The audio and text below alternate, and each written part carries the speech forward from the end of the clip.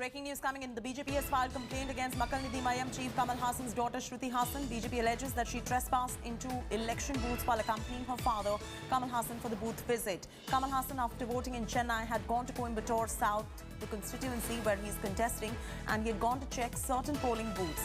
BJP claims that Shruti allegedly trespassed into polling booths. So is there trouble brewing for Shruti? That's the big question. Shruti Hassan in focus at the moment. Akshay Nath reporting from Chennai is going to be getting us very latest. If we have her with us, let's go straight across to Akshay, who's breaking this story.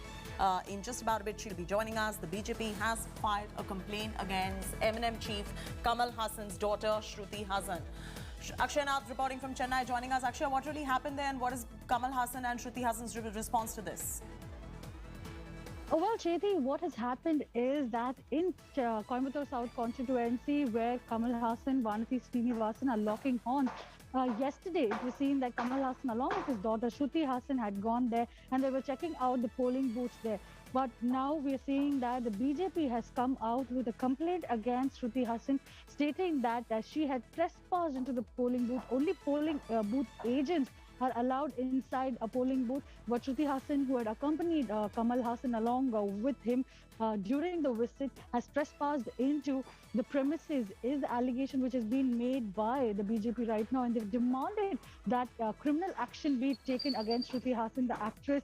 And it is seen that there is a lot of war of words as well as complaints which have been filed against one another.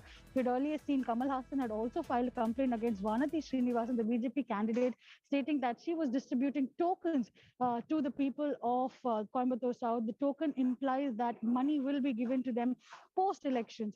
So, these kind of allegations and counter-allegations are going on in Coimbatore as well as in many other parts of the state. But we'll have to wait and watch what will be the decision of the Election Commission, Chethi. All right, leave it at that. Thanks so much for joining us, Akshay, with that breaking news that is coming. And we'll continue to get more reactions on this, political reactions while at it. In the meanwhile, let's move on.